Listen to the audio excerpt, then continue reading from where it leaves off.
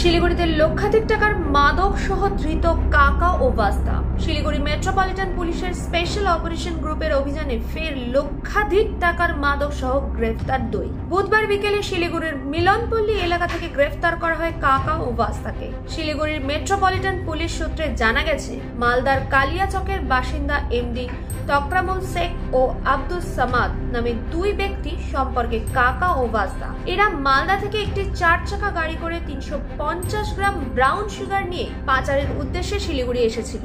গোপন সূত্রের খবরের ভিত্তিতে শিলিগুড়ি থানার পুলিশ সাদা পোশাকে পুলিশ এবং স্পেশাল অপারেশন গ্রুপ মিলনপল্লী এলাকায় ডেরা বেঁধে গাড়িটিকে আটক করে। তাতে তল্লাশি চালালে গাড়ি থেকে উদ্ধার হয় মাদক। এই ঘটনায় গ্রেফতার করা হয় গাড়িতে থাকা 2 পাচারকারীকে। ধৃতরা সম্পর্কে কাকা ও বাস্তা। গোটা ঘটনার তদন্ত শুরু করেছে শিলিগুড়ি থানার পুলিশ। অভিযুক্তদের বৃহস্পতিবার পাঠানো হয় শিলিগুড়ি আদালতে।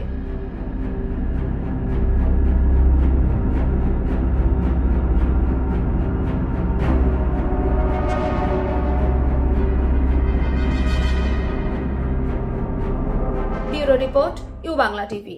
ইউ বাংলা টিভি, হৃদয় ছুঁয়ে যায়।